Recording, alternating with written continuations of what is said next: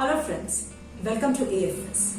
I dedicate this video to all you entrepreneurs who create job opportunities, provide innovative solutions to the problems and help build the startup ecosystem in the country. Kudos to you guys.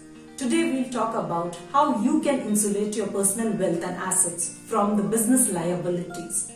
Friends, as an individual sole proprietor, you have unlimited liability. That is, your personal assets can be attached by the court of law to meet your business liabilities. Let's understand this with the help of an example.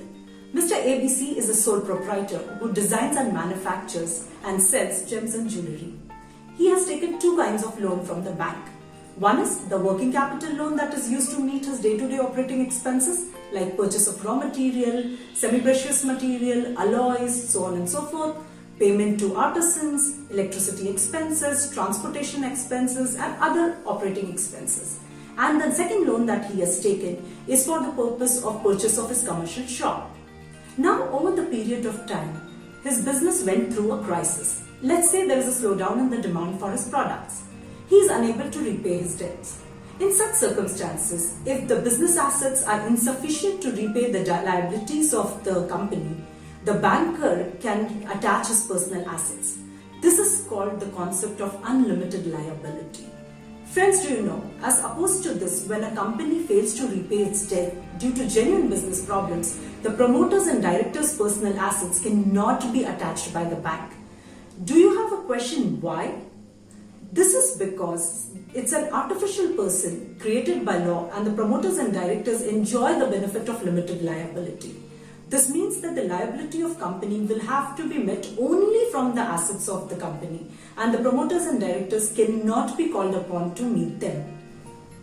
So, can you as an individual who run a sole proprietorship business take advantage of limited liability? The answer is yes. We can do this by incorporating an OPC. OPC stands for one person company. OPC is a hybrid kind of structure which is a golden mix of the sole proprietorship and company form of organization.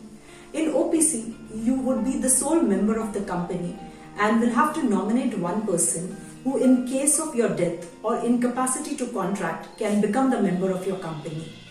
OPC is also required to appoint a board of director, so a single director, and so you can appoint a person with relevant expertise in your field or business and as a director, or you can appoint yourself as a director. As your company expands, you can appoint many more directors. So the limit of maximum number of directors is 15, which will help you better take decisions for your business. Now let's talk about what is the process to formulate an OPC. The first step is to check the name availability for your company and also run a trademark search so that you do not run into the problems at the later stage. Thanks to the Ministry of Corporate Affairs, the application process of OPC has been made electronic through SPICE format. SPICE stands for Simplified Proforma for incorporating company electronically. Before making this application, you have to draft two important documents. One is the EMOA, which we also call as Electronic Memorandum of Association, and the EAOA, which is the Electronic Article of Association. These two documents are vital documents.